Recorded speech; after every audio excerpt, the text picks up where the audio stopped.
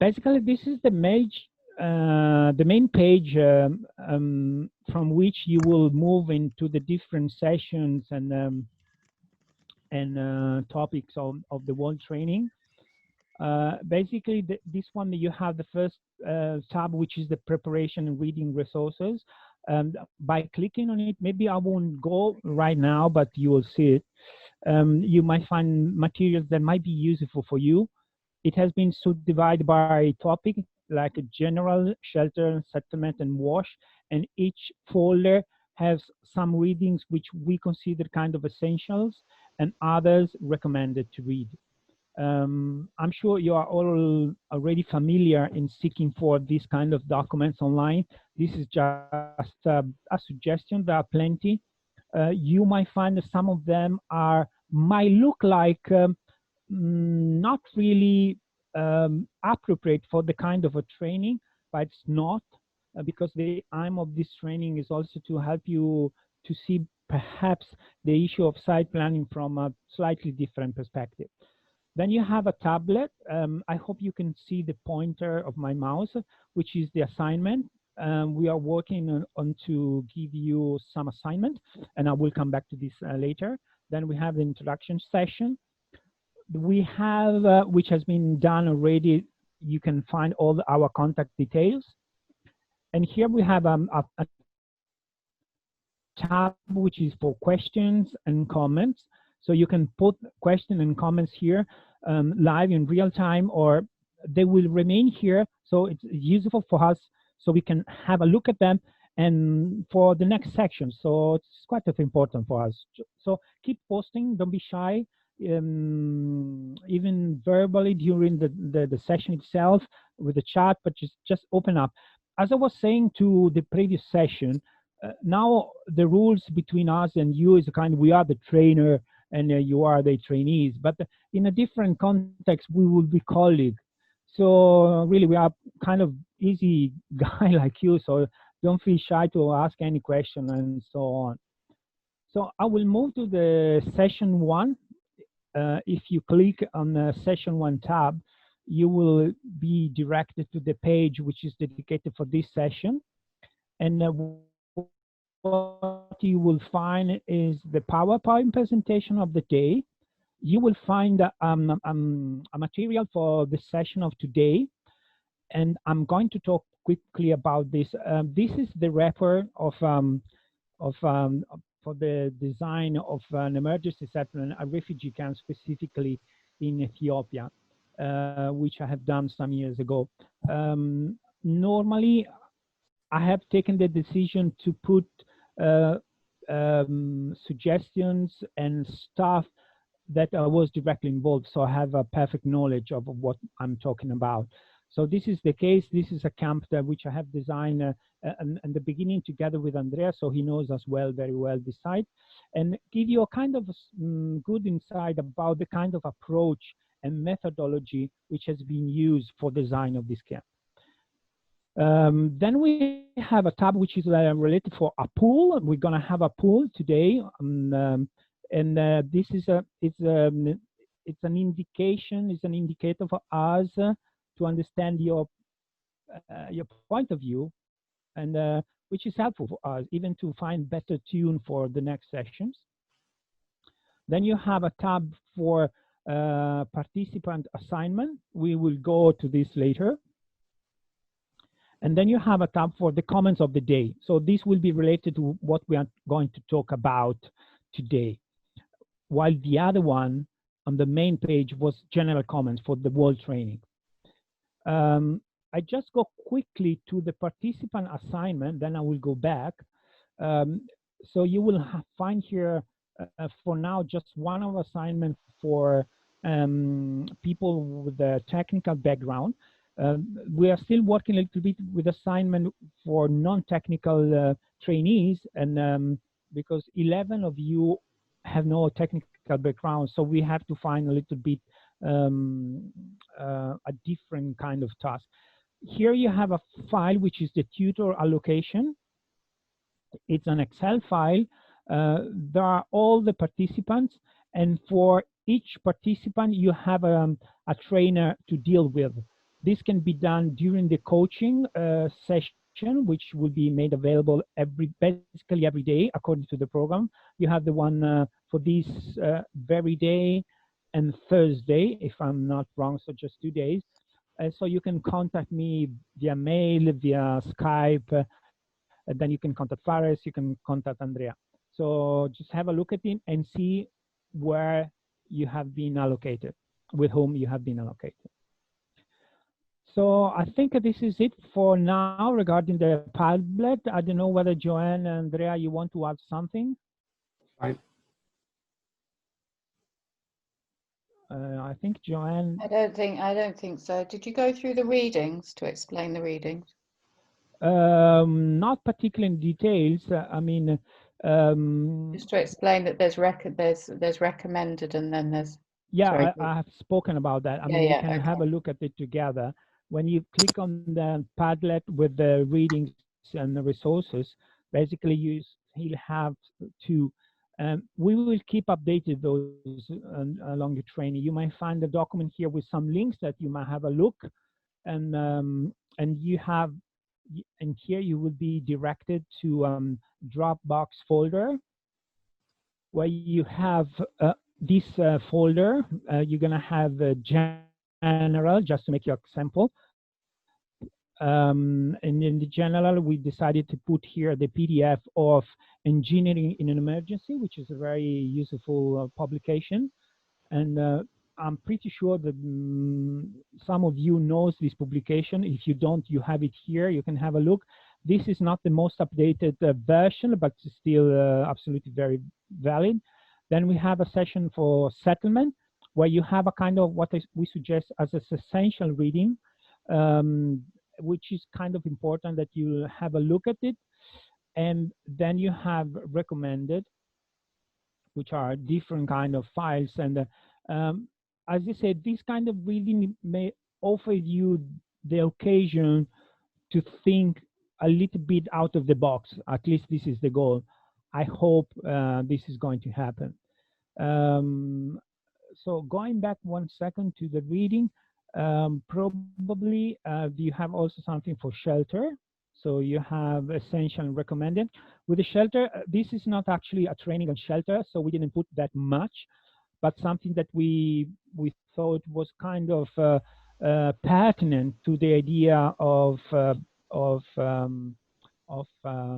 settlement. And of course, you have essential and recommended. And then you will find a wash component that is, I think is empty for now. And then tutorials. The tutorials will be dedicated for understanding, learning the functionality of certain software that we use.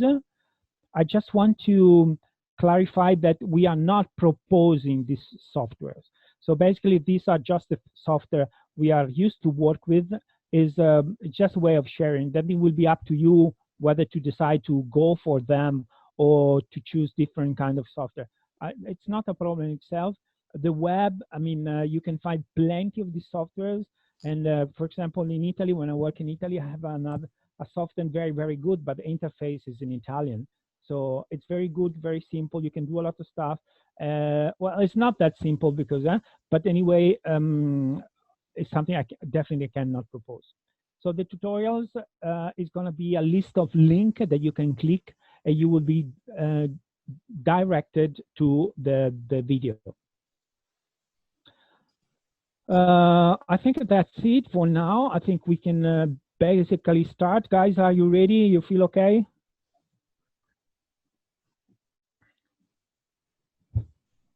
Yes, please, George.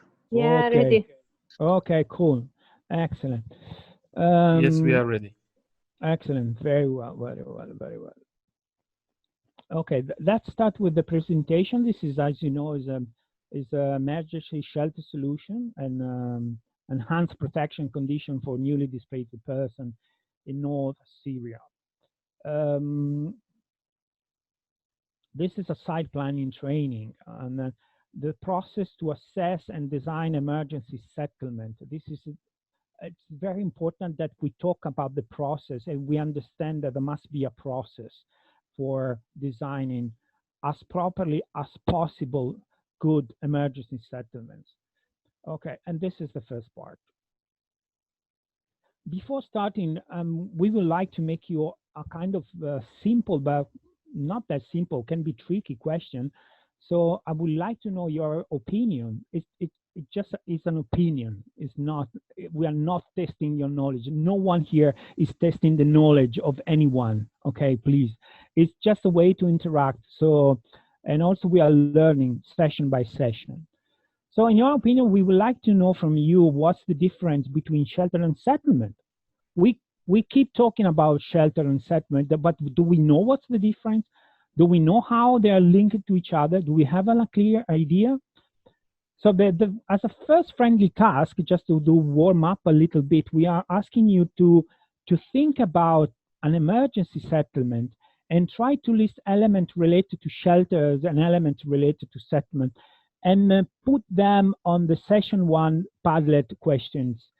I just put the link in. I just put the link in the chat.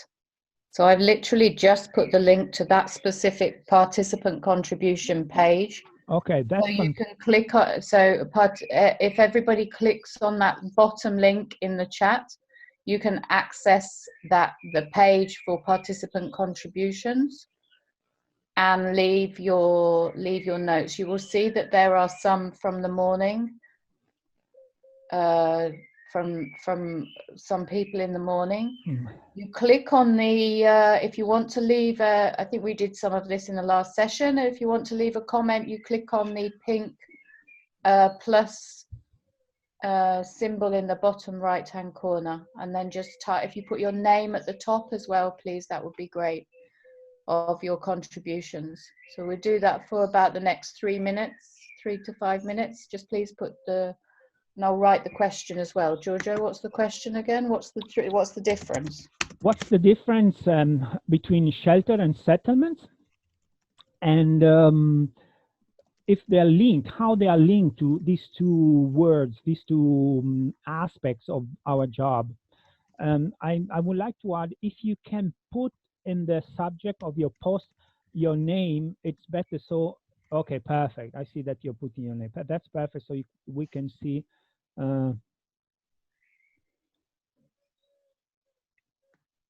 Wow, I like it. Settlements are considered as shelters. However, the shelters are not considered as settlements. Now, that's interesting. I wonder how many shelters do you need to consider that a settlement? 3, 4, 5, 10, 1,000? Can everybody access the Padlet? Because I've noticed there's only a couple of comments on here. And anybody else? Anybody else? Because there are 14, 15 people online, so please do feel. Okay, they're coming up now. Oh, Giorgio, maybe you can move them around because I think they're layering up a bit. I have no. I can't move the tabs around. Okay, don't worry. I will look. One settlement is consisted of a number of shelters with a shared facility. The settlement is established in a specific place. Settlements are already as shelters. Okay, that was the before. Shelter basically refers to the unit itself.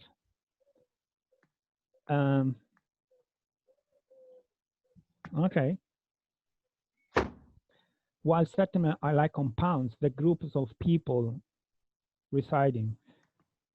Shelter term is more general, and settlement is more specific and type of shelter.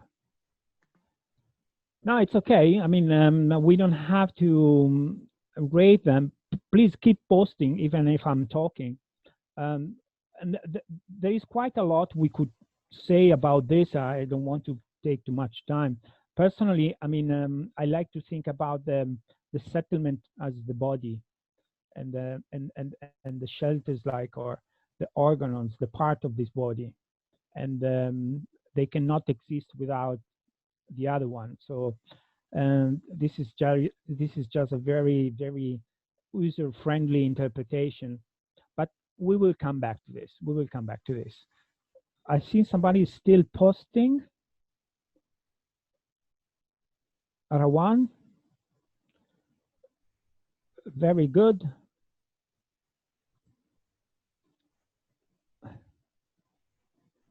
So the shelter is a ready place to live in while settlement is not planned for it previously.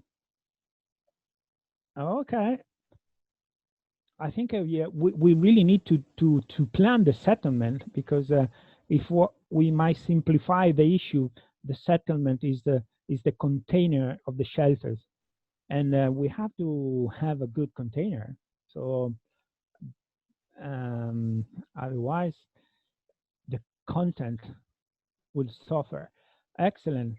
Can I just ask quickly, Giorgio, is Mohammed here from SARD? I just want to check that if anybody has any questions in Arabic or needs some translation, that he's here. Could you go off mute if you're here, Mohammed, please? Hello, Joanna. Yes, here I am. Here I am. Hi, Mohammed. How are you? Mhm. Good.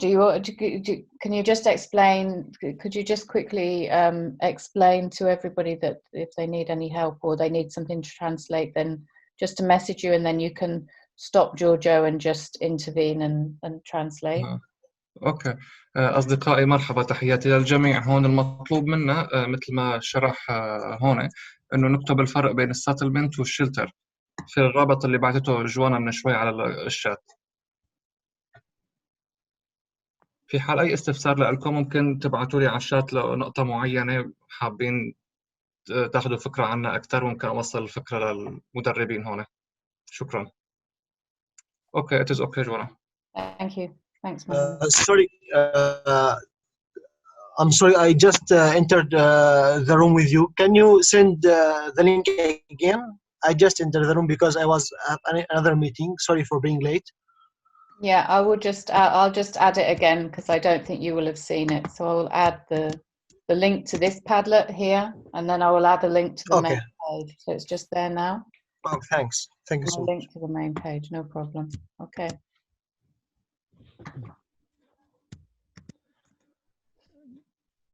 Okay, Giorgio. Okay, David, you just put a settlement can form a community, a shelter can provide protection. Yeah, I like community and protection.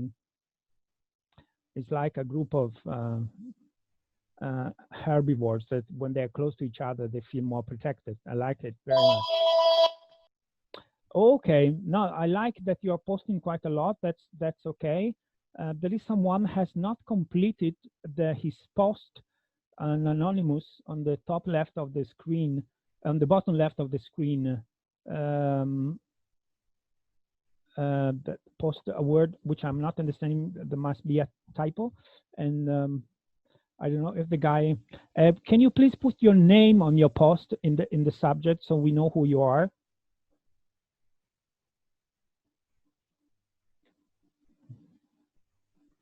Okay, I see here one settlement is consistent of a number of shelters with shared facilities. You might have family facilities, private kind of facility as well. Mohammed Jamo, shelter is a term of. I'm still writing it. I didn't finish yet. Yeah, please take your time. Yeah. Okay, I like it, guys. Shelter is a term of the place where you live. The settlement.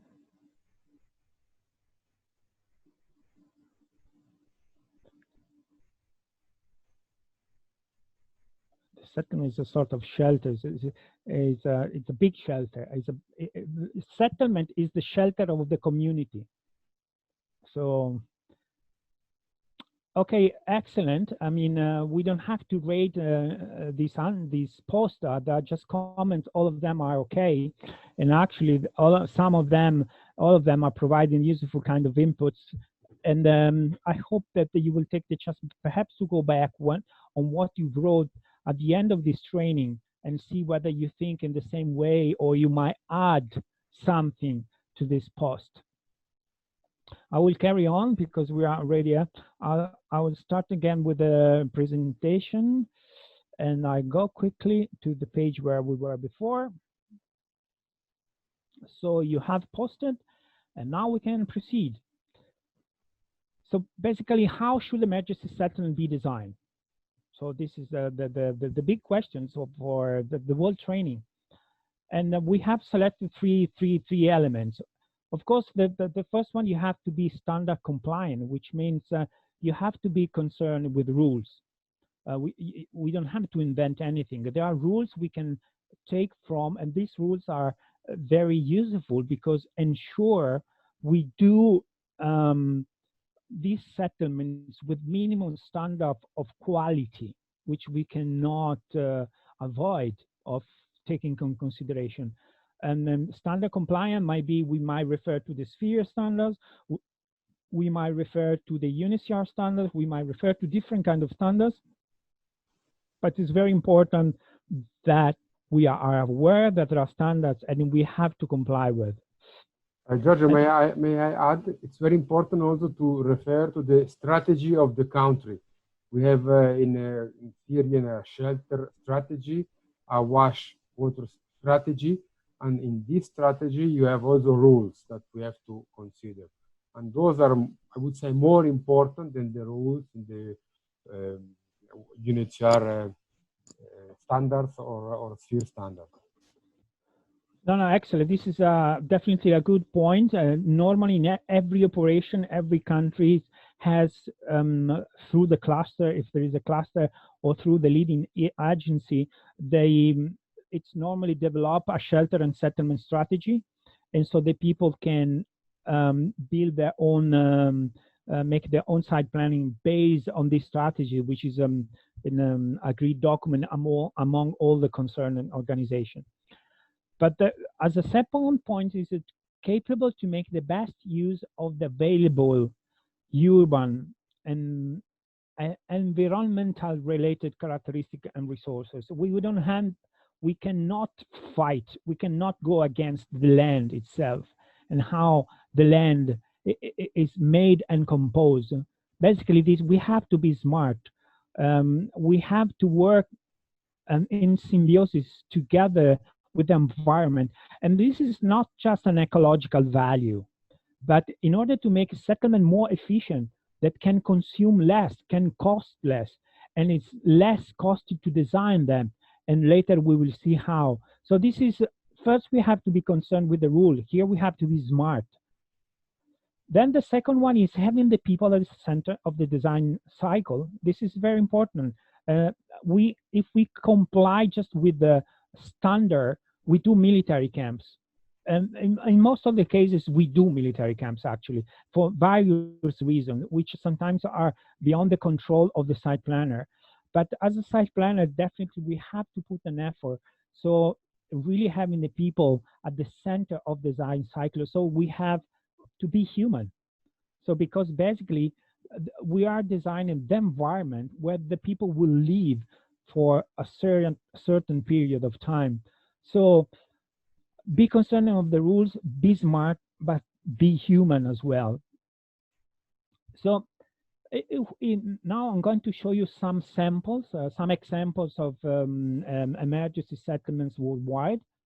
And some of them are IDP camps, other are refugee camps. But it's important to understand the main basic element and features of an emergency settlement, its criticalities and needs.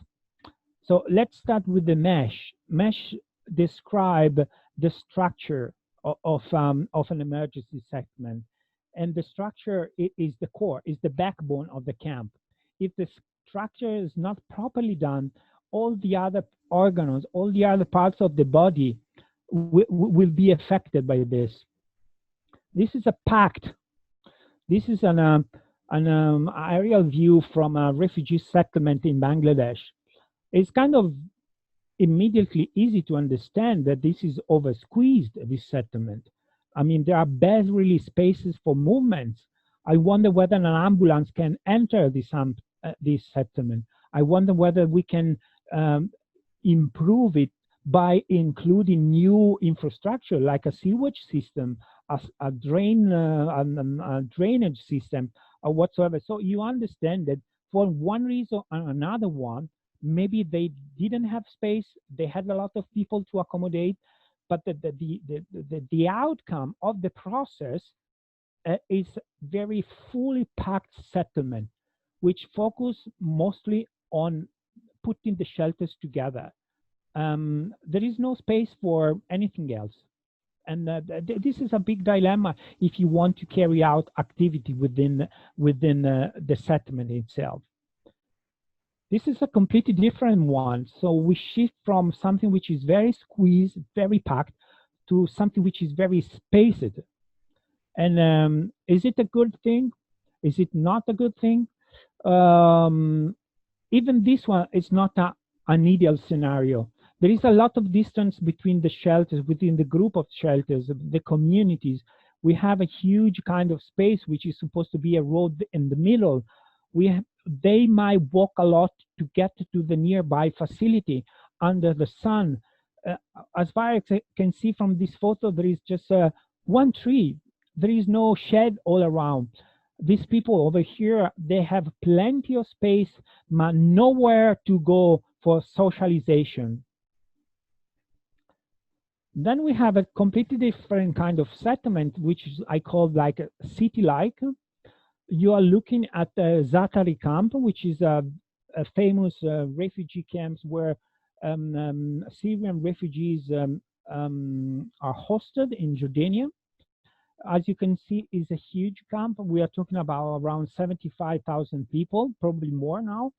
And it's interesting to note that by looking at this photo, we can see that it looks like a city. And unfortunately, I have never worked in this camp. I really would have loved it to be there. I really would have loved to be the site planner in charge of this camp. But I know that I met with the guy that one of the site planner, and they had huge challenges when they started designing the camp. Because, for example, they made a design and they provide kind of sort of light caravan shelters. But at nighttime, the families and the people, the small community, the relatives among them, during nighttime, they were used to lift and move around their own shelter to recreate an environment which was more appropriate for themselves. So literally, the morning after, site planners were going back to the site, and they discovered that the layout of a single community, like might be this one, changing. I think that this is a kind of good that the people make the self-determination of their space. But it might become a problem when you have such a big concentration of people. So designing and managing such a camp is very, very, very challenging. And Giorgio, Rowan just put in the chat that, yeah, I know you can't see the chat, so I'll just tell you. So Rowan put in the chat that she actually worked in that. She worked there. In the Zafari camp? Uh-huh. Rowan, do you want to say something? You're welcome. Yeah, I worked in Zafari camp with NRC and UNHCR. Uh-huh. So yeah, it's exactly the same way that you mentioned before. Okay, okay. No, excellent. I mean, this we should study quite a lot of on Zatari camp, and actually, you will find in your reading material there is a video made by an organization, a Dutch organization, very interesting on Zatari camp. It's very close, and gives an overview and open a window about the future of this camp, and they do it in a very interesting way. Okay, I got to the next one. Thank you for saying. So then I call this one, which is I call it kind of organic. This is the Dadaab refugee settlement in Kenya. I didn't work here for this camp, and I call it organic because if you look at the plot, there is no one plot similar to the next one. They have a completely different shapes. Even the roads, they don't follow an orthogonal grids, but probably they're following existing paths that were here before. Probably some of these plots and have been shaped because there was something already in the ground. And so whether it was done purposely or not, this is the result, which I kind of like it because it looks like not a kind of artificial created settlement, but a kind of like might be any other village in this part of Africa. Dadaab refugee settlement has a lot of problems for because it's a big camp. There are many issues related, so it's not an easy camp. But at least in terms of structure, is a kind of interesting.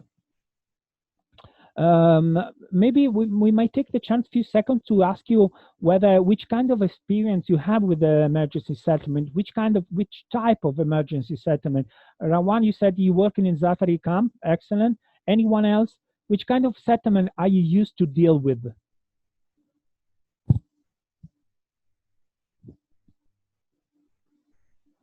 Is there anyone in the chat? Joanna, I cannot see. No, not at the moment. So I think Giorgio's going to say is the camps that you work with, are they spaced? Are they squeezed? Are they city-like? Are they organic? Do feel free to jump in.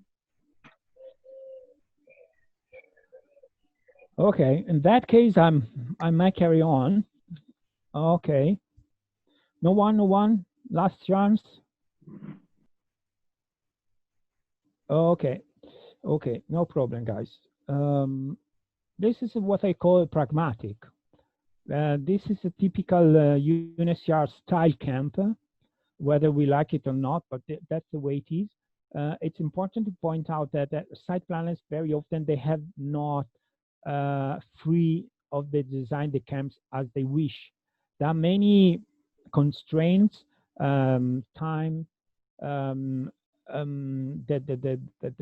is gonna physically build the camp. You cannot be kind of too creative because there might be an issue that the practical implementation of the camp, it might be easier and faster, have an orthogonal, a regular grid, fair enough. There might be plenty of reasons, but these kinds of camps probably have some limitations, and then we will see which kind of limitation. Particularly to this one, this is a question that I would like you all answer. And what do you notice about this settlement in the photo? There is something that very kind of evident that you can notice by looking at this settlement. Would you like to put in the chat? The wash facilities are so close to the tents, I think. Okay, well done. Please, Omar, continue if you have anything else.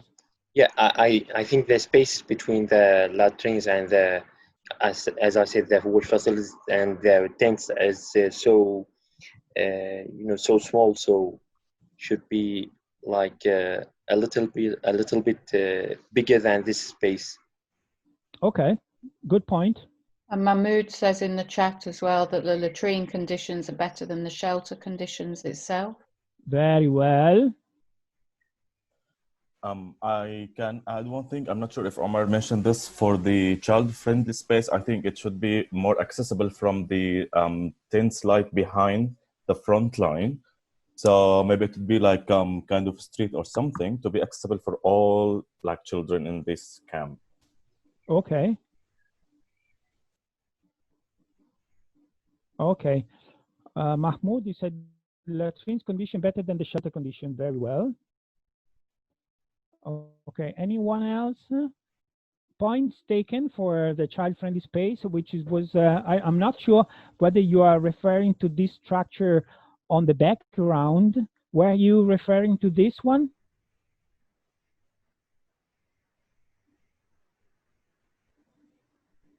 I Hello? I think it was Ahmed who was saying it. Yeah, sorry. So like I meant like is the space on the left of the picture where like people or kids, I think there. This one. This is a Yeah, road. Is an internal okay, road. it's a road. Okay. Okay. Sorry. Okay. I have a comment if I can. Yeah, please. The gray blocks, I'm not sure if it's latrines or not, but it looks like latrines, but in the footage there is so much of latrines. I think there's more than the need of latrines. Okay. Okay, I explain you. Those one that I'm pointing right now, so those alongside this, the roads, the internal roads are one shower and one toilet for each family. So you see there's one tent shelter next to a shower and a toilet. This one in the middle is the kitchen. It's a hard. It's a kitchen. It's not a latrines. No, it's not a latrine. So those one in the foreground is a latrine and toilet. Sorry, it's my fault. I should have explained. This is the kitchen. So we have 4 kitchen for the 4 shelters around. Okay, so there's no matter with that. Yeah, got it. Okay, okay. Thanks. So, okay, so I will continue. Okay. The point is, we might decide whether. Just forget a little bit the distance of this tent from the toilet, which looks very close, which is indeed is definitely a good point. But the issue here is we have concrete family toilets and kitchen next to soft skin shelters. We mean a tent, okay? And why this? In this case, it was decided to invest a little bit more money to have for each family a concrete kitchen and a concrete washing facility, because most of the IDPs were from urban areas and they are used to have family toilets. So basically sharing toilets could have been complicated also in terms of camp management, habits of the people, and they need a space for storing their belongings. In this case, we are talking about people coming from quite dense urban areas, used to have a sophisticated everyday life. They were fleeing, many of them with their own cars, carrying a lot of belongings, as much as saving they could carry with them. So for them, it was important to have a place to store safely, and the kitchen was the place. So, and then, but this is out of the record, we were assuming that they had their own resources to improve the shelters should the displacement would have prolonged for a very long period. But then there is another point which was not officially put on writing, but it was highly discussed at the time. So due to its geographical position, basically, if certain conditions happen, which means a short lifespan of the camp, it might be easier to transform into a logistic market facility, for instance, the world settlement, because you can keep the kitchen as a store, you can keep the latrine for the company. There were many farmers. They can many companies not that far. You can even see on the background here, there are some industrial facility over here. Some of them were related to oil, okay, and extraction. So the idea was maybe this camp, when the emergency will be over and the IDPs will return back to their homes, we will keep it for a different purpose. Because there is a debate about the resources that we put, the international community put. So the idea to have a kind of no loss policy. We have given this money, but this money somehow will be transferred to a different kind of proposed destination on the site, which could be helpful for the local economy. I hope I did myself clear.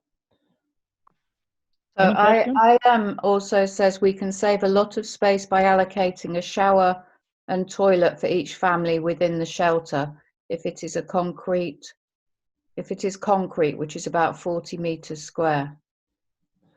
Is it a question or a consideration? No, it's a comment. We can Okay. save a lot of space by allocating a shower and a toilet for each family within the shelter. Do you want to say anything else, I am, about that? Mahmood says the shelter could be used as a warehouse as well, right? It's in the chat. Mm-hmm. If the shelter can use as a warehouse. But are you referring to these photos or not, or to something different? I Sorry, don't know. can you hear me? Yeah, Mahmood. actually, I didn't get your point about you said the shelter could be reallocated and the kitchen could be used as a warehouse. So the shelter unit also could be used as a warehouse. Why we couldn't build it by concrete as well? Okay, specifically for this situation, the discussion was that if one day there will going to be a process of transformation of the camp, we don't lose the money which has been utilized to build this camp. This camp can be converted in a, for example, logistic or market facility for the nearby activity, which means a businessman, let's put it this way, could get maybe a certain number of plots, and he can count on existing infrastructure. He has got a kitchen, which can be a small warehouse. He can build something in the empty space. He has already toilets and shower. So it's an area which is kind of, you can utilize it from almost the very beginning. So you convert the money for this kind of no loss policy in the humanitarian kind of investment. Referring to your question, if I have understood it properly, I mean, the shelter, if it's a tent, hardly you can use as a store, as a warehouse. I mean, of course, the family, they put their belongings in the shelters. But in this specific case, because of the type of people, because they were coming from urban areas, they could use the kitchen daytime as a kitchen, but at nighttime as a small storing space where to put their belongings safely. So they can leave also the settlement and seek for anything they wish, knowing that they can leave their belongings in a kind of safe place for the moment. I hope I have answered to your question. Was it okay? Yes, okay. Now it's clear. Thank you. Okay. So I carry on. Then there's another model which I call efficient, which is another kind of UNHCR style, typical UNHCR style camp over here. And I would like if we take a bit of moment again, if you have if you would like to share with us what you noticed by looking at this photo, you can speak both in English and in Arabic, or you use the chat if you like. Just look at the photo. Are the latrines on the road? Yep. Those are temporary communal latrines. Yeah, which is not like suitable or not appropriate actually. Okay. I totally understand this point. Any other comment? No enough number of latrines actually, which makes the GBV risk more common. Okay, fine.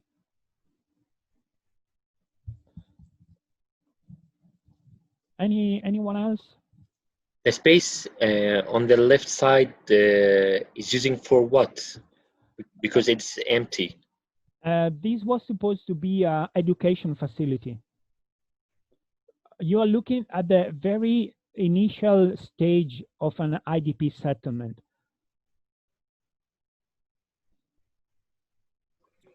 Well, the ground actually is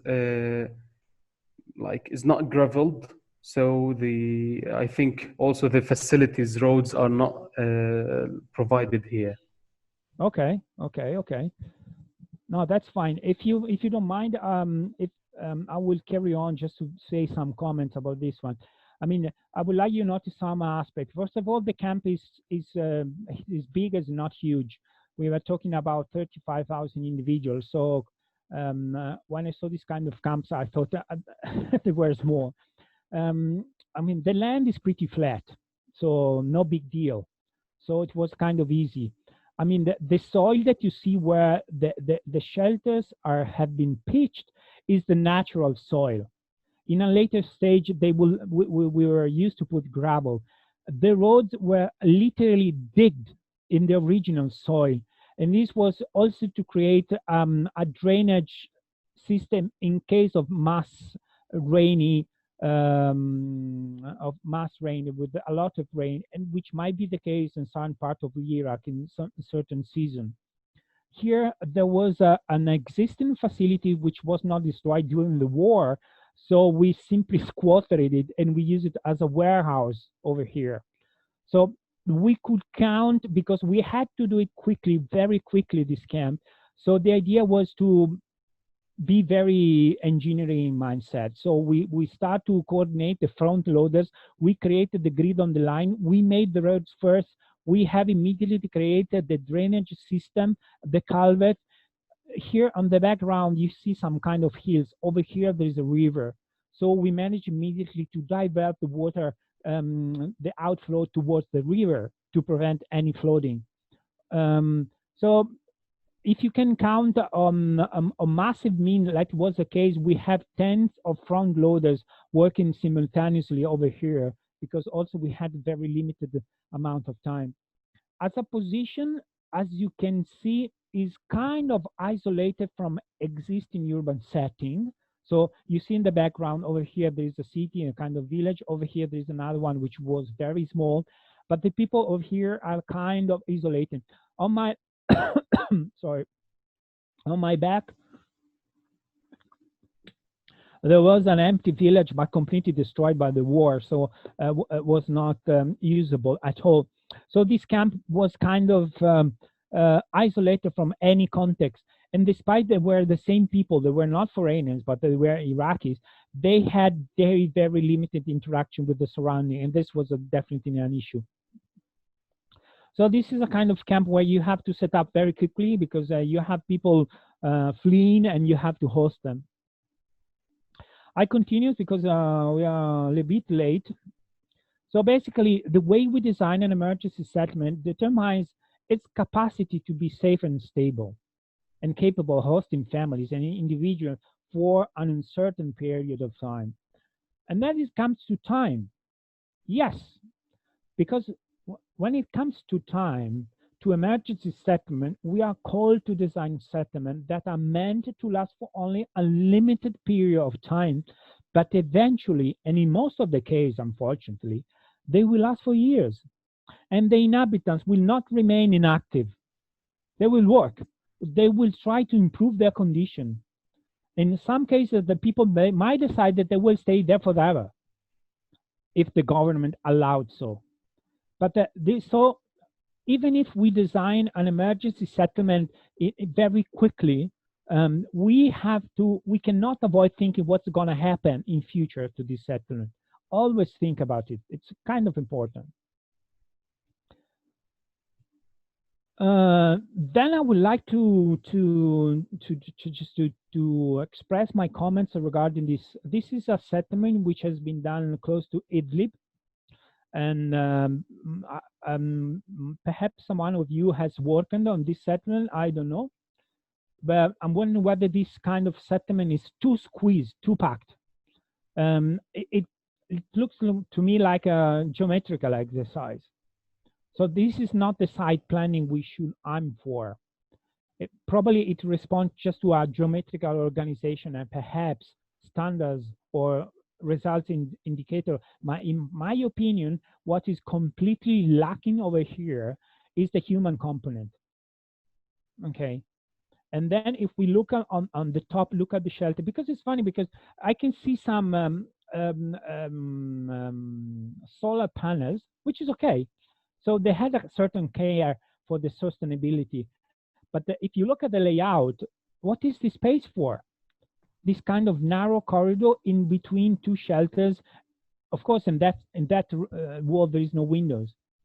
So this is, for me, is also from an engineering point of view, a mistake. Because in winter, if this is not closed, it becomes a wind tunnel that literally frees the shelters.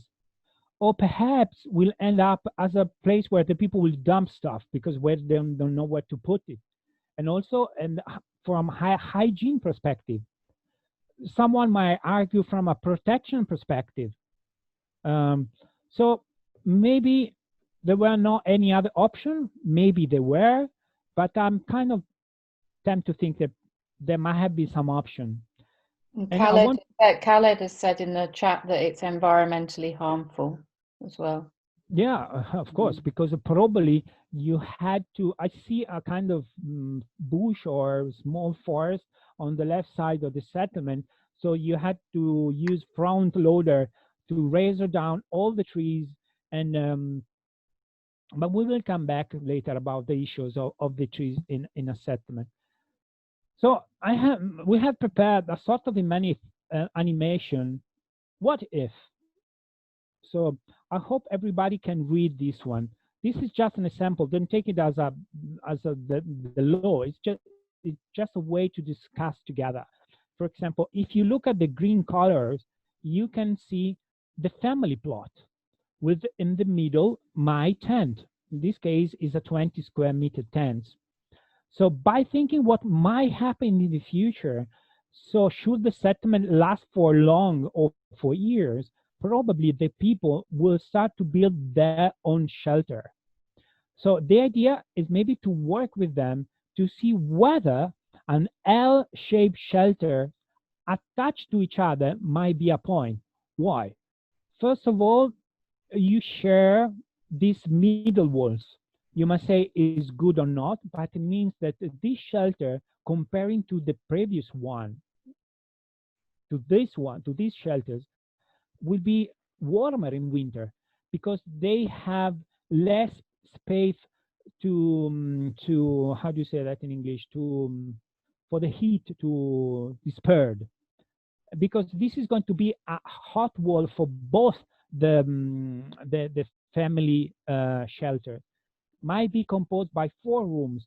We have a storage facility, for example, next to the road. Here there is going to be the entrance. We might have the kitchen. We might have 2 rooms. And then we might save a bit of space, this one, which is an open area, for family gardening. So they can cultivate small, but still kind of veggies. And maybe this will start to evolve. You will move from communal toilets to family toilets, which will be placed next to perhaps to the small storage space, so the family can go inside the toilet without being forced to go outside. It's a direct communication. They will be along the road, so you can build a sewage system with it. If the road is wide enough, of course. If it's too narrow, probably you cannot. And maybe some of the families might use some of the rooms for a double purpose. They could use it, I don't know, for as a shop. If they have on the front row of the main street of the settlement where they can sell their products. So if you think about how to shape a community, you might think how this will evolve over the time and how you can take the best out of it. Okay, I hope I made myself clear. Is there any comment on this?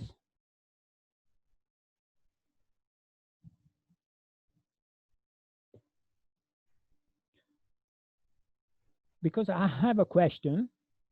Okay, someone raised the hand. Rawan, please. Yeah, I have a question. Shouldn't we leave like a spacing between the houses to have like a minimum space, like 2 meters or something like that? Yeah, it could be, because it might be that the family might be unwilling to have a wall in common with the next family. Maybe you might decided to overcome this one to put a double layer wall, which is even better for insulation, but still connected to each other. Practically speaking, yeah, I mean for like fire resistance or any cases that may happen in that area. Okay, the double layer, they are attached. There is no separation. For example, in terms of fire, if I go back here, let's assume this situation where there is adequate space here, 2 meters. For example, like here, if you have a fire here because you have a dump of belongings over here or waste over here, this is a wind tunnel, so the fire will spread quicker and very easily. Yeah, yeah. Why in a scenario like this where the structure, they are kind of close each other, it's more difficult. You might have an outside fire over here. Fire safety is a real issue in emergency settlements, and we will talk about that in a later stage. So your point is definitely a very, very good point. But think, here they're gonna have water over here. If there is a fire, the family can react quickly, okay, because they have, each family has the water, so and the garden. I think as a system here is pretty safe. Of course, you have to provide fire points. You have to provide fire safety points, but we will come back to that from the settlement perspective. Okay. Anything else? Okay, thank you. You're welcome, Rawan. Okay, Khaled. Yes, sir. I have a question regards the this emergency settlements, which are aiming to know how to be designed in these sessions. Now, when we're talking about the emergency case, but from this point of view of creating shops, and how would this last for a couple of coming years? So this is a kind of sustainability, isn't it? So how could we resolve this interaction between the emergency settlements and the concepts of sustainability, which we have to take care of during the design? This is definitely another good question. To be honest, I do not have a proper answer. I mean, there are more than one answer. First of all, you will deal, for example, with the donors directly or indirectly. You will deal with the cluster. First of all, I'm pretty sure you will find a lot of people will be enthusiastic to talk about it. Probably you might have some resistance, most likely not from the cluster, the donors, UN, UNHCR, IOM, but from local authorities, because authorities normally are willing to say, that's fine, we need an emergency settlement, so as soon the emergency is over, we will dismantle it. But we all know that most of the cases, maybe yes, maybe not, they will stay for a very long time. But any government is totally reluctant to deal with demographic changes. And this is somehow representative of demographic changes. Then depends on the scale of the problem. I think that you, as a site planner, you have to keep in mind that what you are creating will evolve. You can speak with your counterparts, like the cluster, for example, and which is totally good. So just have this consciousness, because if you design a settlement as we saw before, so packed together with this completely useless space, you are not thinking about what's going to happen next to this settlement, how the people living here can evolve, can have income generation activity, can really live with dignity.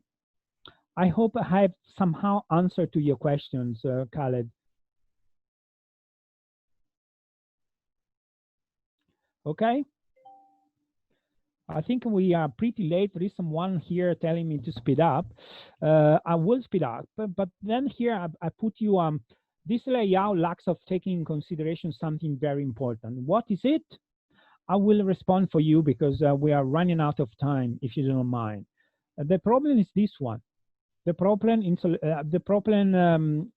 because if we assume that the sun, the south, in the lower part of our screen, the family that have this shelter will be in a privileged position that the family which are over here. So this is to say, because these guys will have the sun during the winter, so the shelter will be more warmer, okay, and then can find a way to be protected during the summer. But for example, the shelter over here will benefit just from indirect light. They will have the sun rays just over here. But this is to say that whenever you come up with a proposal, it's never completely a solution. So you have always to think any possible element. In this case, I just wanted to point out the aspect related to the environment, because all the architects know, and I assume even the engineers, how important is to place a building in harmony with the movement of the sun. Okay, I continue, and then quickly we have what we have here. We have a pool time, and this is I would like Joanne step in and look at the pool question on Zoom and vote. Joanne, can you help us? Yeah, no problem. So it's going to come up on your screen. I'm just going to launch it now. So the question is, in your opinion, what do IDPs, families and individuals, wish to find in an emergency settlement? And just choose which one you think is the most important. Good quality shelters, water and sanitation facilities are less important. Satisfactory water and sanitation facilities. The shelter, even if it is a bit poor, I can improve it over time. The possibility to reunite with my friends and relatives, my children can go back to school, or income generation activities. Choose the one which you think is the most appropriate. Can everybody see it? Okay, you must be able to see it. Somebody started we're seeing it. Great, okay. Giorgio, I don't think you can see it because you're logged in. No. As a host.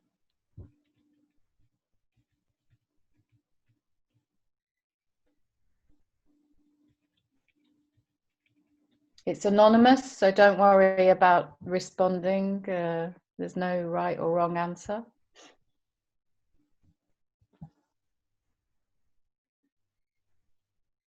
Yeah, again, I would like to say that when we make questions, we are not rating anyone.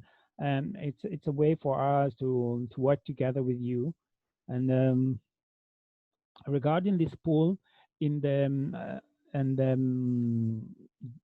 today's session, which is not this one, in the today's session, which is this one. We're just hang on a minute, because we're just waiting for them to do this poll, Giorgio. Okay. Where is it? Okay, so 12 of 12 people have responded. Anybody else? Joanna, since I cannot see it at the moment, would you mind to give me quickly? No, I'm gonna go through it. Anybody else want to contribute to 13?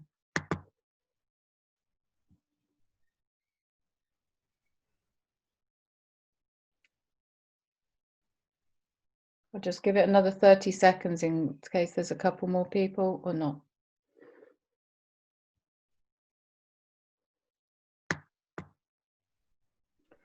Okay, so 46% of you thought that it was that the good quality shelters, water and sanitation facilities were less important.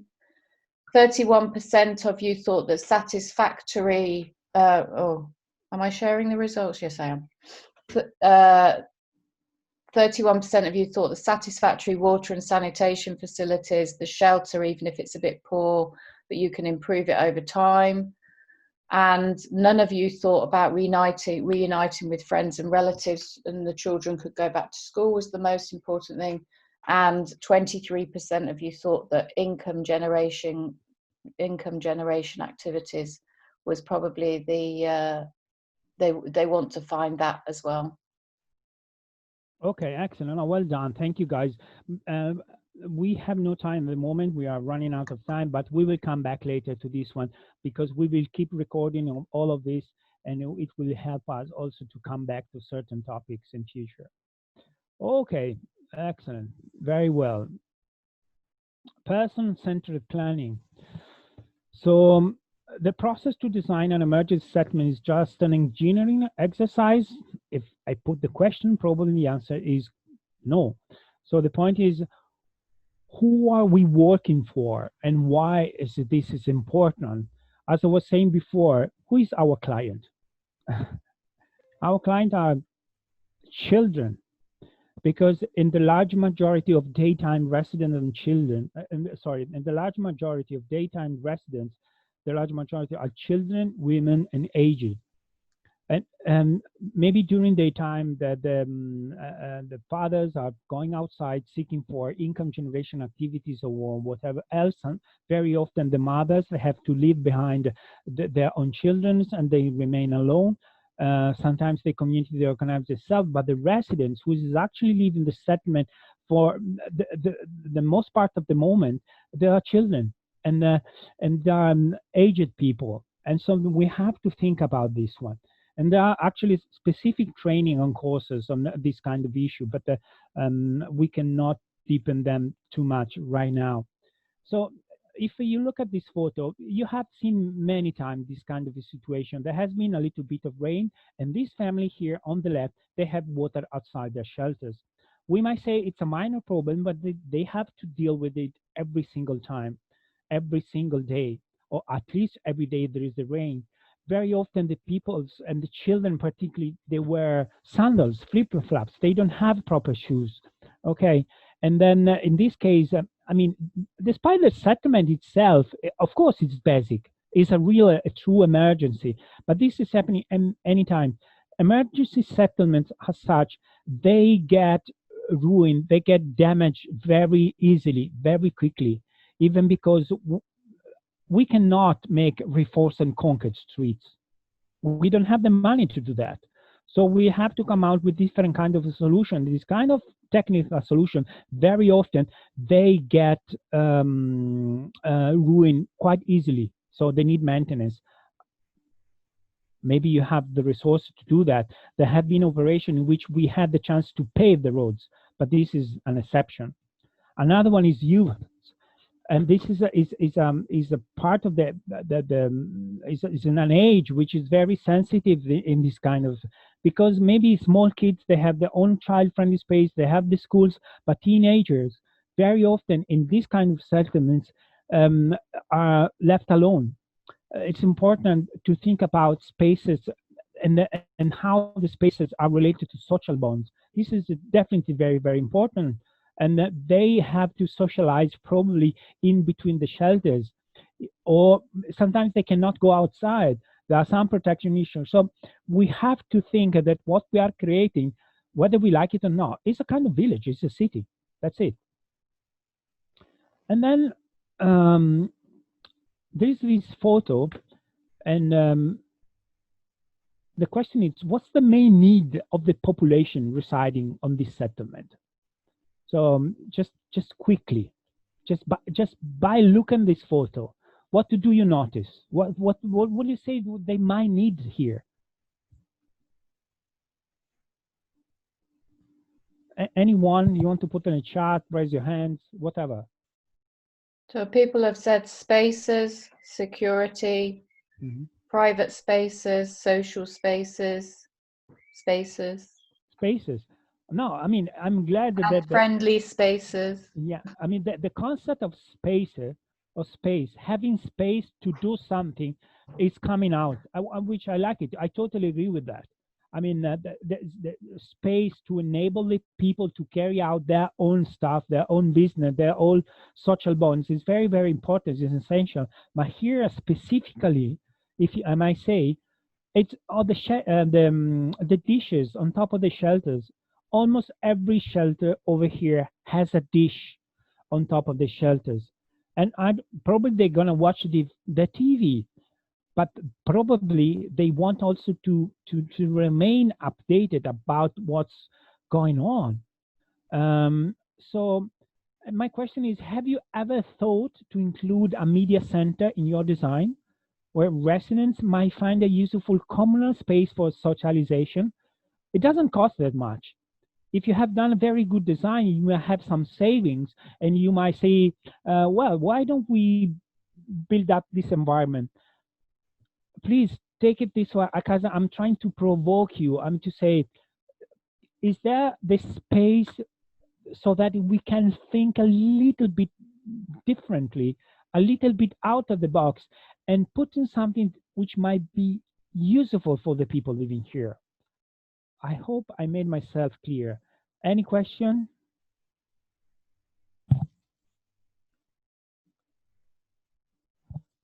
I don't see the chat, but if not, I would carry on.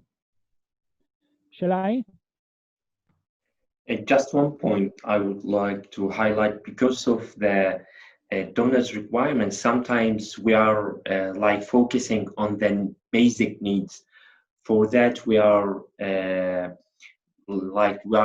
forgetting those needs, which is really, those needs are basic today, are basic needs. Yeah, Omer, I totally understand. That's definitely a very good point. Of course, we have to fulfill basic needs, so they can have a shelter, they can have food, they can have water. That's not in question, absolutely. But on the other hand, a person, a human as such, he doesn't live just because of, he doesn't need just bread to live fine. He needs something different, which is not tangible, but as important as bread. Let me pass this message. This is to say that if you will do a very good design, maybe you will have some savings. Maybe you can go back to your donor, say, we have saved a little bit of money, and we might think might be useful, make a, I put here as a sample a media center, but it could be anything else. I'm pretty sure that every donor will be happy, and if the cluster, to see new ideas coming out from the field, particularly when these ideas are coming from the people because they are expressing their needs.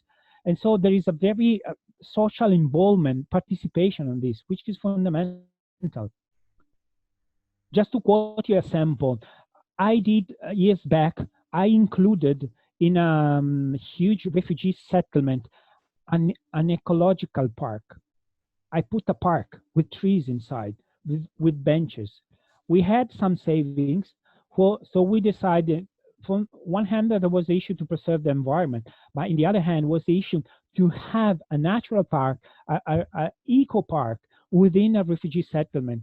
This was done for the very first time, and the idea liked it a lot. And so the people are using this place, which is making more human the space where they live. So Khaled has put in the comments that they did it. They did it in one of their camps. They built some green playground. Khaled, do you want to say anything about that? Yes, one of our planned camps actually in Maram.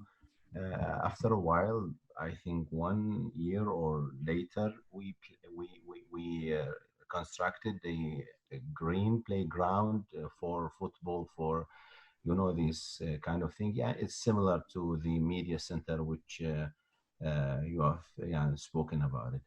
So after ensuring all the basic needs, after a while, when the duration gets longer and longer, you can improve your plant camp by adding additional social sites and location, etc. Yeah, thank you. Excellent. Thank you, Khaled. Thank you so much.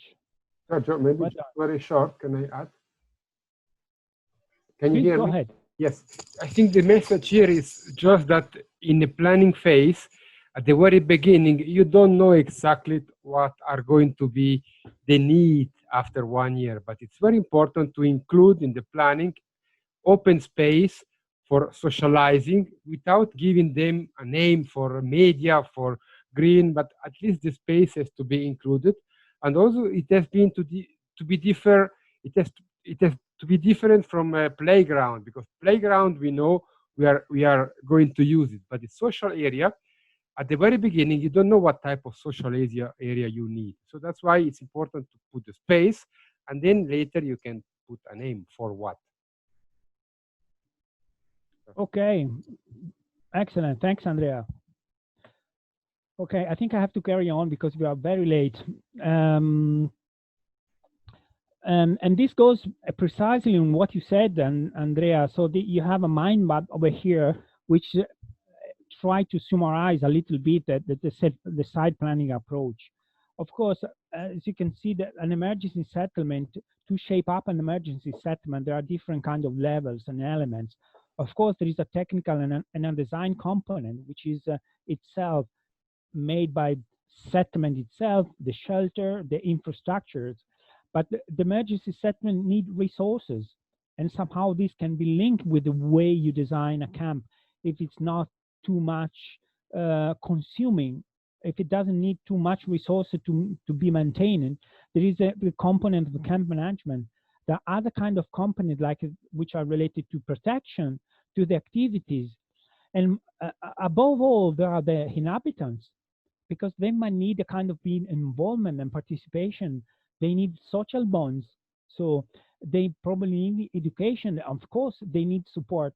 So in a way, we shape up an emergency settlement. Don't think that the technical component is the only one, because sooner or later, this will come in. If they don't find space over here, which is not necessarily physical space, can be a grid, can be anything else.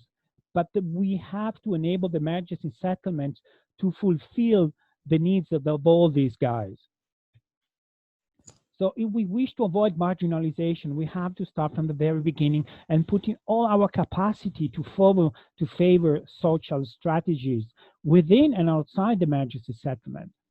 So basically, the site planners should have a multidisciplinary mindset. They have willing to work jointly with protection and social colleagues, and putting human needs at the center of the design cycle. So basically, this is it for the first part. Just to lower a little bit the tension, if you look at this photo, what I could say is perhaps the wash officer didn't consult with the protection colleagues over here. I hope you enjoyed this photo, but this is basically kind of hallucinating that the way they decided to split these emergency latrines. So I think if you have any questions, anything you would like to ask, and we go. Okay, I'm back to the page of the session 1, and I just would like to see together with you the pool tab over here. The question is with the pool that we launched during the presentation. It's over here. You just click on it. You have a kind of a explanation of a little bit of the why we have decided to go for this pool, because we were talking about expectation. So what the IDPs expect to find, they wish to find when they get to the new settlement. And also for the, if there is an expectation, there is a sphere, a level of intervention can be either technical, can be social, can be related to the economy of the family. And as such, there must be an effort, a reaction to fulfill this expectation, which can be the design, can be the construction, can be social spaces, can be professional networking, hosting community, whatever. So just read the document. You can do it even later, no problem at all. And you will see on the bottom this one at a task, which is think about one new expectation need not listed above and include it into your site planning exercise. We will talk about that later. It could be simply a small open area for socialization or a quiet corner with few benches. I mean, just think about it. Something new, small, easy to place. So it's not a big deal. What's important for all of us is not the design that you will do, assuming you have a time, because I know that you all are busy. But for me, what is important is the process. Okay, I think this is for now. I also recommend you to read this report over here. And then we can start. We go now a little bit more into a technical component, which is the assessment and the survey. So, because basically making a comprehensive survey implies what? Many aspects. Okay, when we do an assessment, whether to find a suitable place to set up an emergency settlement, an IDP camp, we have to look at the if there is any political or security issue, whether we can actually make a camp over there, whether this is safe from the event, from the conflict the people are fleeing from, whether this site has access to services, if there are services close by, or we have to build these services within the camp. We have to think about social, legal, and cultural issues, basically. And this is related to the HLP that I presume you all know the meaning: house, landing, and property. We have to look at the water resources of this one. We have to provide water to the settlements, most likely, absolutely. And then we have to look at for example, the geology, the slope, the shape of the land itself, and the type soil, if it's suitable for an emergency settlement. We have also to assess if we have an impact on the environment. We have to check it from a pure geometrical and topography perspective and dimension. We have to evaluate whether there is availability of construction materials close by to facilitate the logistics. And and above all, we have to be sure that it's protected from natural hazards. So as you can see, the assessment phase is a pretty multidisciplinary task. It's just not a matter of a design and survey land. I'm sure you all are aware of this. You are all field officers and operators. You know very well what I'm talking about, and probably I'm repeating stuff that you know already, but still just keep it in mind, which is important. No one of us is going alone to make an assessment in the field, because while you're doing the survey, there is one of your colleagues which is talking with the hosting population, perhaps. So that is very important. So I suggest you something for staff in charge of assessment. When you do a kind of assessment, make a preparation map.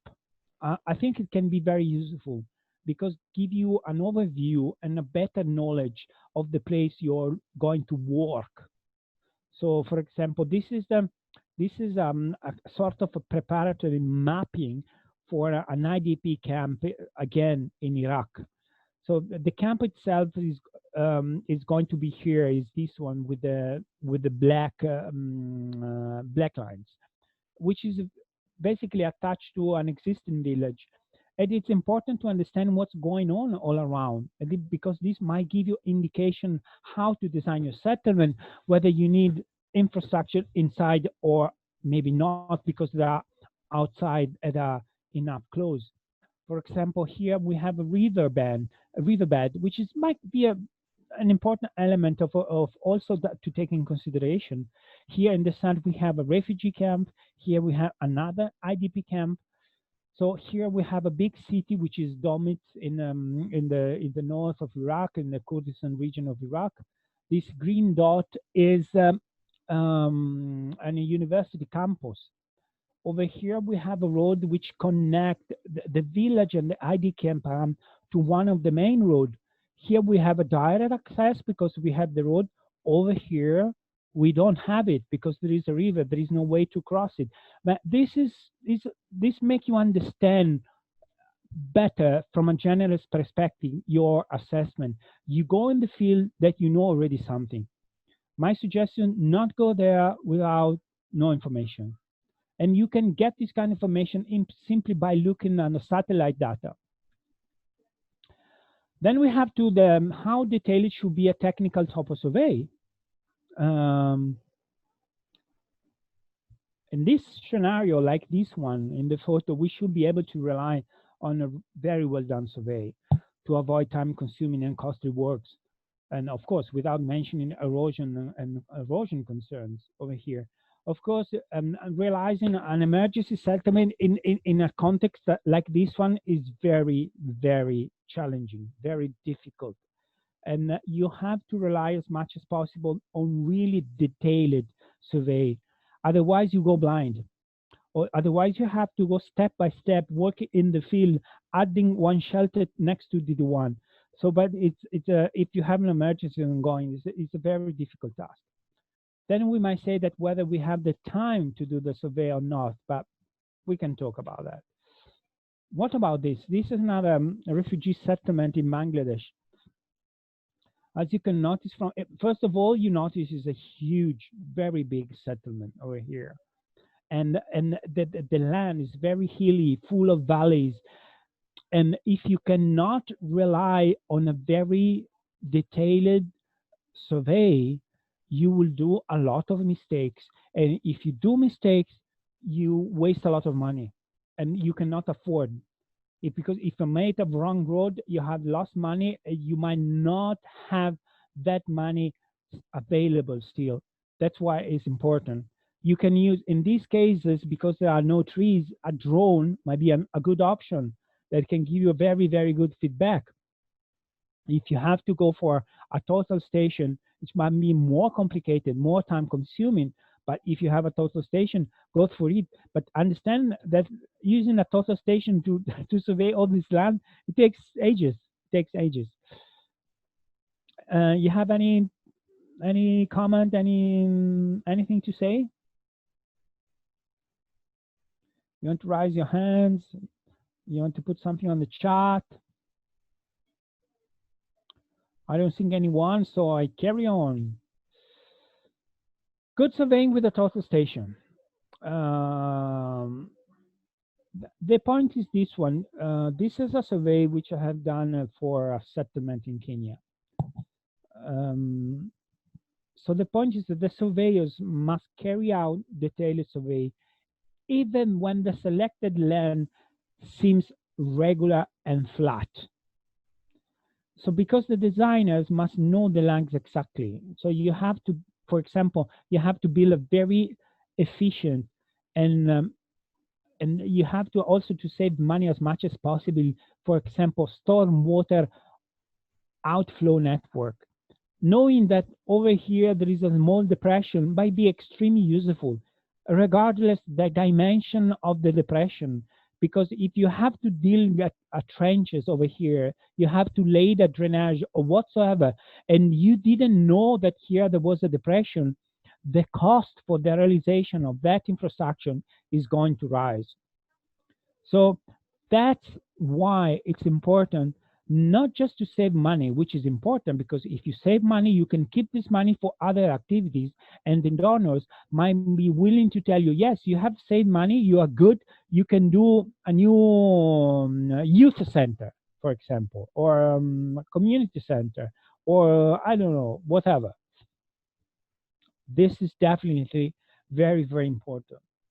You will see these photos in the report, which is in Padlet, regarding these emergency settlements, this refugee camp made in Ethiopia. It's one of the biggest in Ethiopia. We are talking about 50,000 people residing in that settlement. It's very big. So all the survey over here has been done with a GPS, a simple Garmin. You don't need very sophisticated equipment unless you want to have, or you need to have, very accurate contour lines. In that case, Garmin, it's not good to carry out the task, because the gaps that you can have in the measure, we are talking about meters, which is something that for a water network, you cannot afford to have this level, this degree of precision. It's not enough. But for the general layouting, even a Garmin, even your mobile phone, it's enough. Here, in these cases, we have mapped every single element in this land, starting from the trees, from the rocks. And here, this one with the blue color, those are seasonal streams.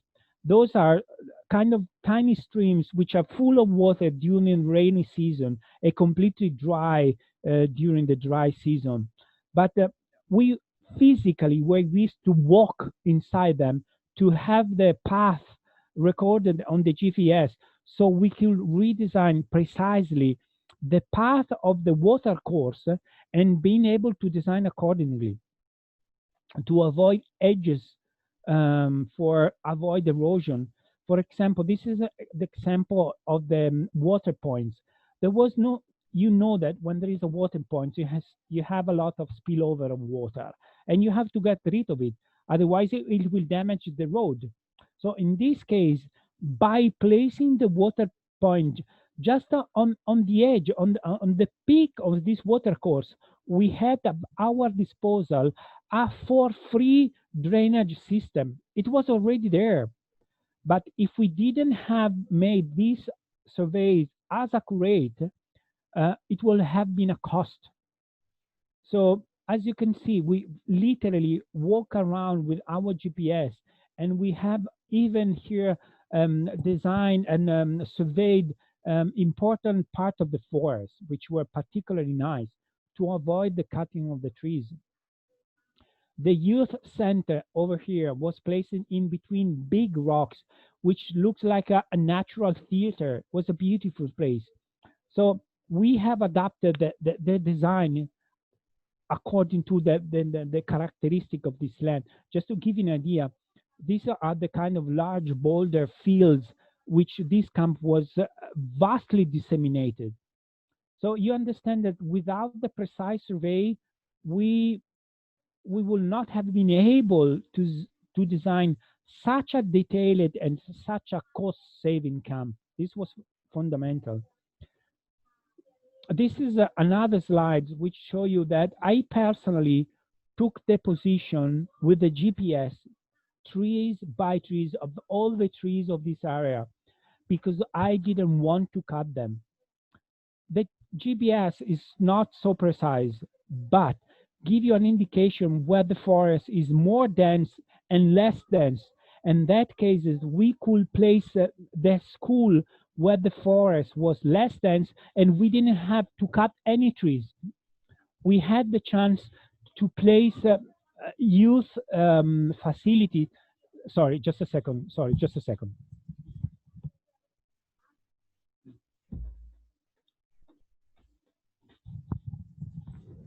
Okay, just a second. I'm back. In this case, there was a playground, and we placed the playground at a safe distance between two seasonal streams. So all the water could easily divert to the seasonal streams, representing a lot of saving water points at the end of the seasonal streams. How long does a good survey take? Okay, this is a good question. Very often we don't have time. We have limited time. But if we have time, we have to go for it. For example, in this specific case for this settlement, as you can see, is very sparsely organized. Not the settlement, but because of the typology of the land, in this stage of the evolution of the settlement, we have taken something like 1,500 points, but most importantly, we have literally walked for 185 kilometers. These were recorded on the GPS. But this gave us the opportunity to understand the land so well that we could design a very cost-saving settlement. Any question, guys? Do you want to say anything about this?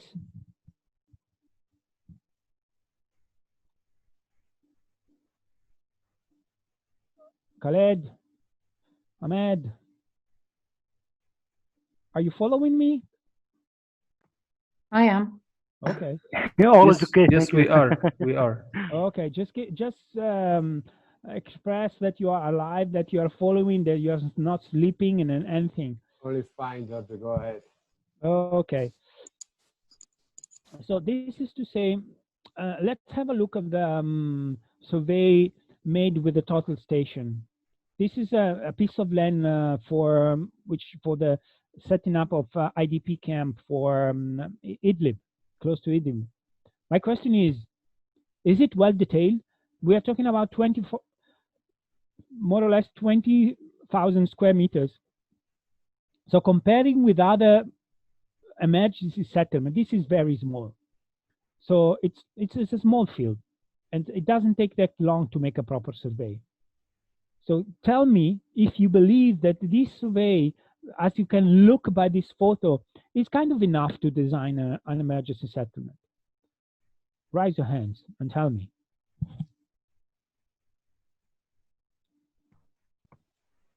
I think no.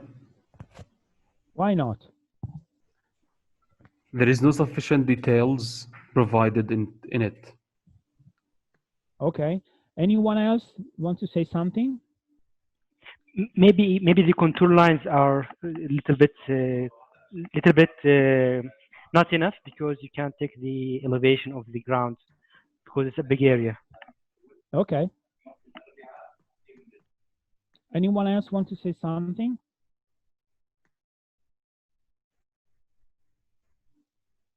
Actually, Khaled? don't know what the land behind this land is using for, or are using for, and where's the road it is. So no, it's not well detailed, I think. And Yep. Yeah, sir, I wanted to highlight the road issue. Actually, in addition to the north direction, it is not drawn, as well as for example, if the land, nature, if it is rocky, if it is agriculture, if it is if it contains trees, etc. Okay. I think Rowan was trying to say something, and then yeah, Khaled. yeah, I was gonna mention about the distance between the lines, and it needs more details about the distance. So yeah. Khaled?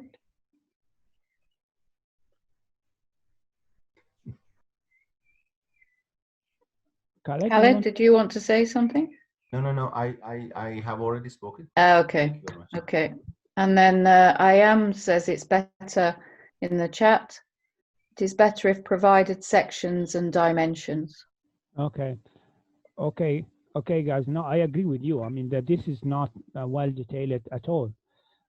Considering the dimension of the plot itself, and the fact that the guy, the surveyor, could count on the total station, this is definitely not enough. I totally agree with you that it's necessary to understand what's going on also around here, because if you don't have this information, you might not be able to determine where water might come from. Okay, I mean, at least from a theoretical point of view, from a perception point of view, but you need to know to understand what's going on over here. Okay, maybe this is not the case, but if here there is a kind of hill, I might expect some rainy water coming from here if there is heavy rain. The distance between the contour lines, there is no any other element. I see a simple, I mean, a regular grid over here, few points taken. It's very important, and we will come back during the next session, when you do the design of the emergency settlement, to understand where the water during rainy season, or when it's raining, heavily raining, the movement of the raining water, where it's ended up, whether there's a kind of tiny narrow valleys or streams that shape up during the rain, and so where you will find most of the water. There are software who are capable to do that, or you might be able by yourself, just by looking on the shape and the form of the contour lines, where probably you gonna have the outflow valley where you can divert the storm water in from your drainage system. This is the outflow valley that I was assuming by looking at the contour lines. Over here, you see that there is a turn. Okay, so this is an indication for me that probably this might be read as a probably the middle of this kind of narrow valley. But if you look at the elevation point over here, we have almost 100 meters, and here we have 88 meters. I mean, the gap is pretty big. So the slope is big. There is a big slope over here. So in this case, the surveyor didn't make a good job, and this is a problem, because if I make the design based on that, I don't know whether there are a group of rocks. I don't know if there are trees. I don't know nothing about this one. There are no photos. There is no photo report on this one, which is also very important. So I think if we have the time, we have to use this time and even to invest money on a proper survey so that we can do a better design and save money, because we can reduce the amount of infrastructures that we have to put on our settlement. This is very, very important, guys. Okay, this is a comparison. I mean, it's comparison. This is the grade is the survey made with the total station by someone, a civil engineer, whoever. Those red are the contour lines which I have gotten using software such as Global Mapper, Quantum GIS, and so on. So from the web, without going there. Okay, so first of all, I have a clear indication. It's not written over here because I've frozen the layer, but I have exactly the elevation, which is not the case here. They survey this one, which I got from the surveyor because I was helping the organization to make their own design, was not even properly oriented in respect of the north. So in this case, I have adapted the correct one taken from the web to the map of the surveyor, not vice versa, unfortunately.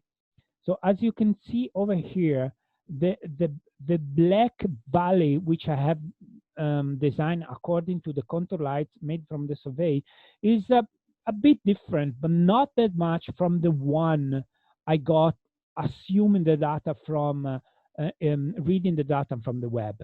Okay, if we look also even the position of the contour lines, there are some over here that almost collide perfectly. This one. Even you see that the contour lines of the surveyor change direction more or less very close where the contour lines from the satellite elaboration process are also turning. So this is to say, probably I had to pay someone to carry out this one, but I've wasted my money.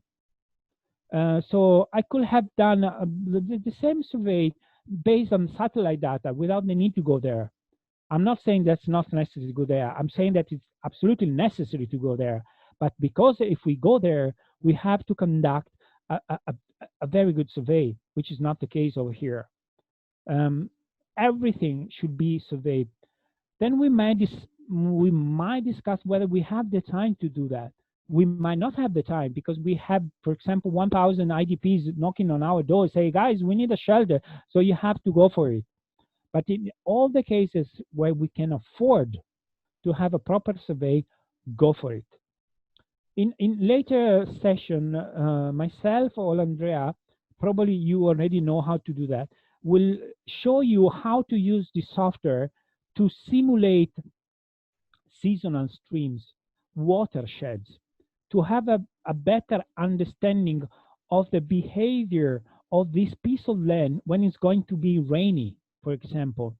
I mean, flood is one of the main nightmares for every site planner, to avoid leftover water, flooding, shelters, I mean, ruined by the rain and the flood, the seasonal flood. So I think that this is definitely important. So the conclusion is that take the due time and care to make really useful survey. That's very important. And otherwise, we won't be able to make a good detail. And then we go back because we don't have a good survey. We just rely on standards. We place our tents, our family plots, just geometrically speaking, on the border, within the border of our plot, but without having a real consciousness of the land itself.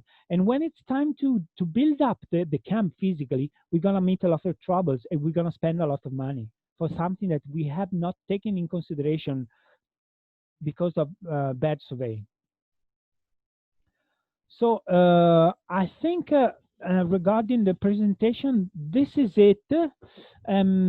So guys, if you have any questions, any comment, you want to say something, you want to share your experience for surveying, that's very useful. Absolutely useful. So raise your hand and speak up. Come on. You want to stop sharing your screen, then Yep, you can yep. see the chat as well. Okay, now I can see. Someone has shared a photo, I see. What is it? I don't know, Khaled? because my screen freezes when I try to download, so I haven't downloaded anything. Okay. Khaled, what is the photo? Sir, would you please just take a look at this photo? Actually, we have designed a similar thing which you have presented. So if you can just, I need to have your recommendation and comments on it. If it's right, and if it is designed in a proper way. Okay, maybe I can share again the screen so everybody can look at the photo. Shall I go for it? Yeah.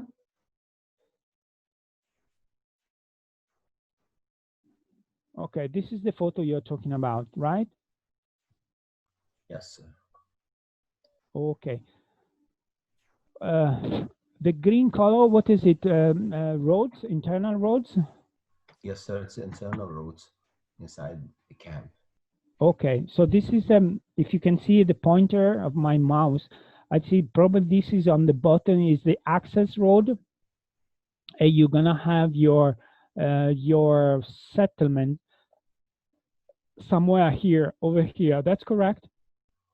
Yes, sir. Actually, it's already established. It's already a camp. It's not a planned camp. Okay. But just to have by designing the pathways or the drainage systems to prevent flooding and all these things. So we had to make this quick survey actually on the global mapper and other softwares. Okay, I see. The probably you have used a global mapper to elaborate these watersheds, correct? Correct, sir. Yeah. Okay. Probably the data that you had available were kind of basic because even these watersheds are kind of basic. Taking consideration that this exercise is extremely good, so well done, but this is a simulation. So the software can rely on data which has been collected on the satellite process from the web. So, and there are definitely some gaps. And we have carried out a lot of simulation, for example, in Africa and in other parts, just to prevent the flooding, seasonal flooding. And to be honest, most of the time we failed because the simulation that we can get from satellite data are not so precise like in the reality. However, this can give you kind of good indication because what I'm learning from here, that there is a natural tendency that the water move from the top left to the bottom right. Okay, despite there is a turn over here in the contour lines. So probably this side, I have to work on it. I have to think about it, about the drainage system, because it seems that they're moving in this direction. So what you have done, it's clear. It's very important. If you have the time, you can make a topo survey, okay, and we will talk about the detail, for example, with a total station or with a drone, and you can transfer your survey into global mapper and generate watersheds, the contour line, of course, watersheds and the streams in a far more precise manner. And then you must say, I literally will place my outflow drainage system right here because I know it's very accurate. And probably this will save a lot of money. Particularly, Andrea will follow you guys on this one, on this aspect. But what you did is correct. As much as possible, I recommend to work with the larger map, with kind of different scale. Yeah, because this is just you cannot base on design or on this kind of small imaging, but definitely we are on the same page. This is precisely the process I personally adopt when I do site planning. I'm starting to analyze the context using data available in the web through the software. And then I go to the field and to cross-check this data with the reality on the field. But that's definitely a good point. So I hope that you have shaped your settlement according to this indication and with the existing road. So probably your settlement from the top as an aerial view might look like already like a village, right, instead of a military camp. Well done. May I add something? Please. Yes, okay. Obviously this is done by a global mapper using the freely available digital elevation model that you can find online. Even that you can find, even in global mapper, 3 different digital terrain model. You have to choose which one is most real, and this only you can do if you know the area. And then you see here, assuming the digital elevation model that you have is correct somehow, you see that the stream that you have simulated cross the street several times. This means you need to make culvert, or you need to make a nice drainage around the parallel to the street. So maybe it is worth to make a better digital elevation method with total station, and then according to the better analysis, you can shape better the road in order that you don't have to make so many culverts. You can see that the stream cross the road several times. I don't know if you get my point. Yes, sir. Thank you very much. But important is that you have 3 elevation models in global mapper. Choose the best one, and even you did a big area for the watershed. You can play around with the parameters, try to make smaller watershed and see the difference. You might have different results. And then, of course, the result that you get, compare it with the reality on the field and try to choose the best and the more real one. I don't know. Thank you. Thank you so much, sir. Very helpful. I have a question. How many of you are capable to use a global mapper?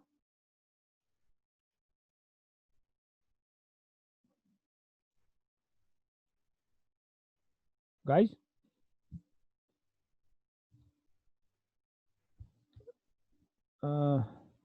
I do, Khaled. Anyone else? Khaled, you have global mapper, right? Right, sir. Do you? Yes, I have. Okay. I'm wondering whether you can share it with your classmates. Okay, sir. Thank you. I will, sir. Thank you. I will upload it on a drive link. I circulate one drive link, and I will send it to all my colleagues, inshallah. Okay, which version? Actually, we have, I used to use version 18, but I took it from Mr. Andre version 21 and 22, both of them. Okay. Okay, guys, I think we are running out of time. Actually, we already exceed our 2 hours. If it's okay for you, thanks, Khaled. That's very, very important. Maybe we can talk. You can drop me an email separately if you don't mind regarding this. Just drop me an email and then we'll respond. Okay. Okay, sir. Another point. Don't call me sir. I'm simply Giorgio. You see, this is me. And just because I'm on the other side of the screen making the training, but as I said, in a different occasion, we will be colleagues. So don't call me Sel, just call me Giorgio. For me, it's absolutely fine. Okay, Giorgio. Okay. Thank you, Khaled. Thank you so much. Thank you very much. Okay. So, guys, if you don't mind, let's go back by yourself on the Padlet page of the today's session. If you do this, you have 1, 2, 3, 4, 5, 6 tabs on your screen. 2 are the PowerPoint presentation. 1 is the poll. 1 is participant assignment, and the other one participant comments and question for the today's session. Are you all there? I'm there. Okay. Yeah, yes, we are. Okay, excellent. Well done. So regarding the, I don't remember whether I have talked about the poll, the poll that we have done during the presentation. Did I? Or I did not? I don't remember. Yeah, you did. You've talked about it. Okay, that's fine. Yeah, just the assignment and how and about the coaching and how to get in touch. Okay, with you so and, Andrea. in this page, if you click on the assignments, what you will see, there are 3 tabs.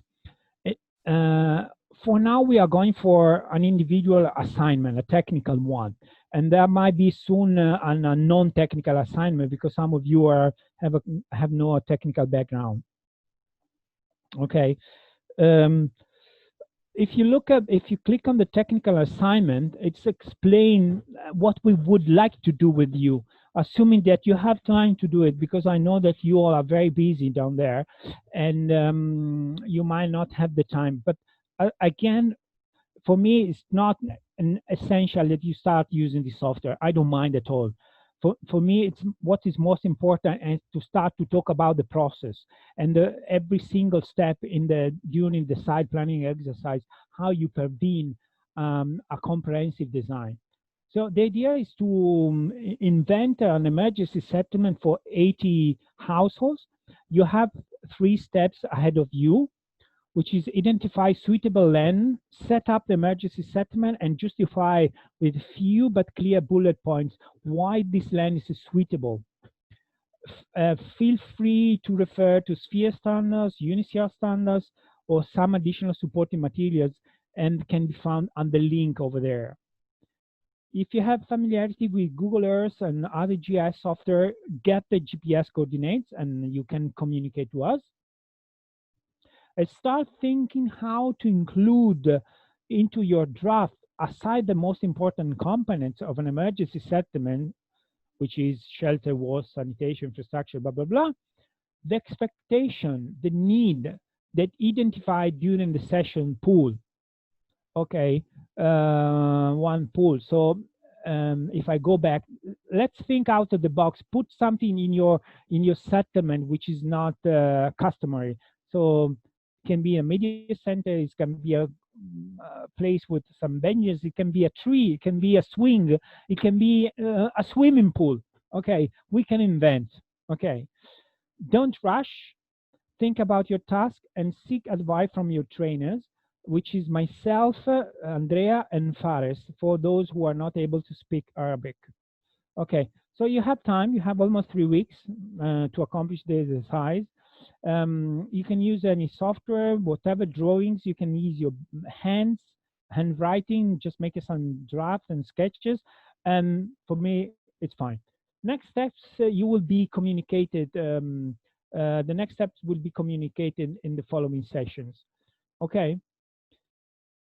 Then, if you look at the tutorial allocation, there is the list of the participants and the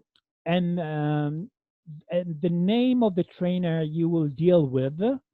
So you will see, if you see your name, just look on the last column, and you will see the name of the trainer. You can simply add a question, and you can simply contact us, via Skype or via email, and see how we can support you. Okay, probably let's see how it goes in the next few days. Then we might organize the coaching session a little bit different. Let's see how it's going to work today or next Thursday. But basically, that's it for now. Questions?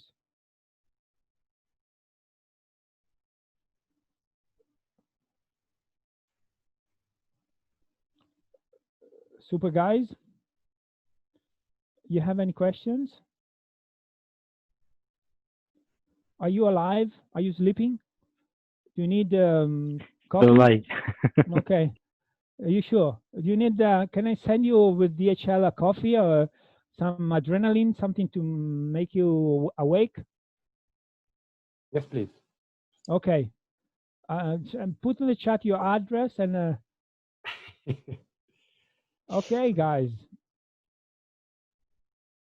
Okay, thank you, Giorgio. Okay. Thank Next you. section is Thursday then. Yeah, the next session is on Thursday. Well, the next session is on Thursday. You will either have registered for the morning or afternoon. You should have registered for all the sessions this week. We may send out another email. Well, we will be sending out another email for the. No, have we sent all the registration links out for all the sessions? So. I'm not sure they're for all the sessions. Anyway, I will check. You may get another email with registrations for next week. And obviously make use of the Padlet and all the information and material that is on there.